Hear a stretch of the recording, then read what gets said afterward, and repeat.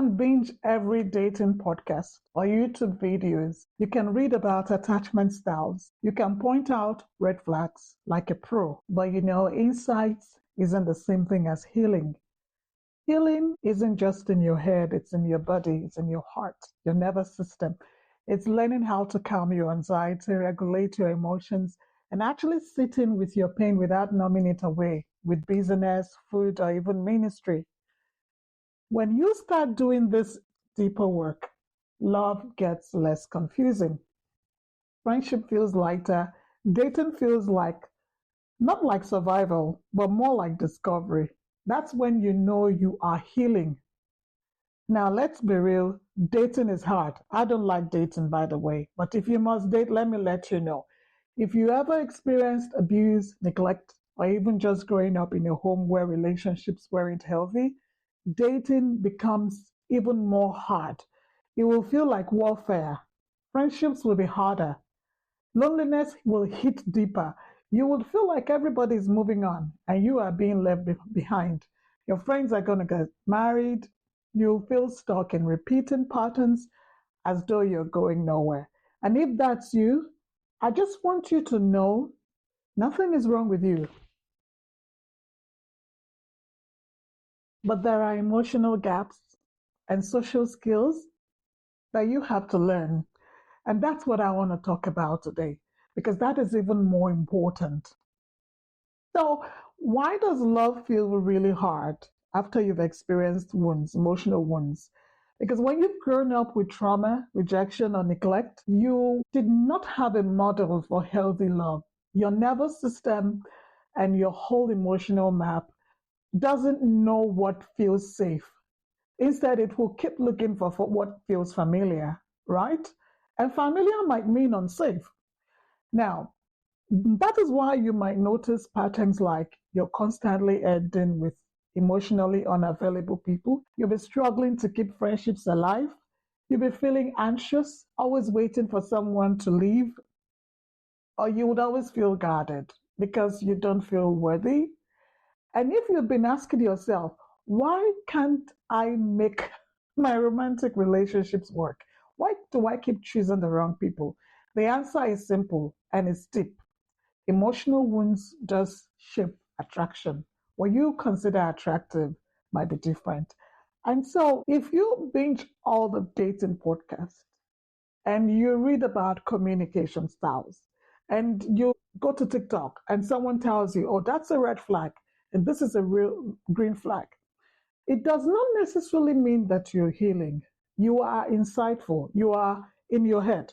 You've intellectualized all the challenges. You understand the patterns. When you start doing the deeper work within yourself, love gets less confusing. Now you are clear. You're working in clarity. You are conscious of when you know the cues of when patterns are about to change. The process that changes everything is that self-awareness that is born. So what does it actually take? And I'm going to tell you 3 things I teach my clients all the time. You've got to have the courage to feel. Healing means you've got to let yourself grieve. You've got to grieve the neglect, the rejection, the abuse. And grief is not weakness. It's actually a doorway to wholeness. And you've got to also find a safe witness, whether it's therapy, whether it's coaching, whether it's a healing community. You need someone who knows how trauma works, someone who can look you in the eye and say, this pain won't kill you, and who can also teach you how to regulate and trust yourself again. Additionally, you need what I call daily practices, honest prayer, journaling, that helps to track patterns, that helps to build boundaries for you and put you in peace and prioritize yourself. And when you start putting all these things in place, suddenly your inner world begins to change. Suddenly you're not attracting chaos anymore. You are attracting calm. You're not chasing people. The right people are beginning to find you.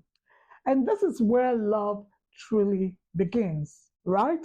It's counterintuitive, kind of, but love usually shows up when you stop chasing, when you start becoming the healed version of yourself.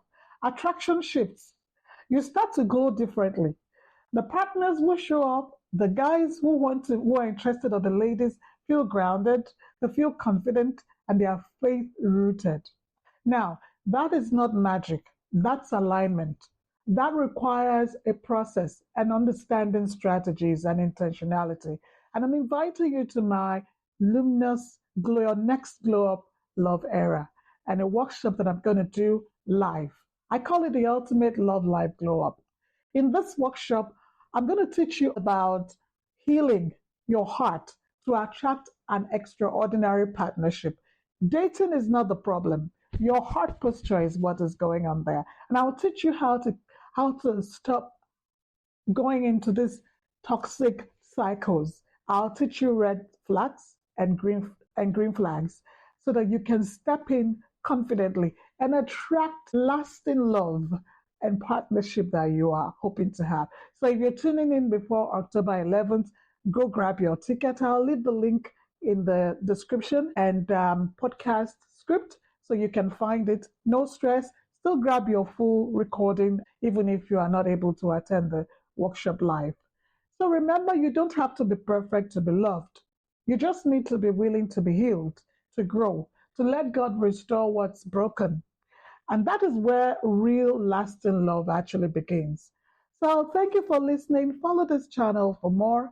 I've got incredible guests lined up over the next few weeks, yeah, sharing their stories of healing and transformation. You don't want to miss it. I'm Marvel Adeyemi. Thank you for listening and stay confident and beautiful.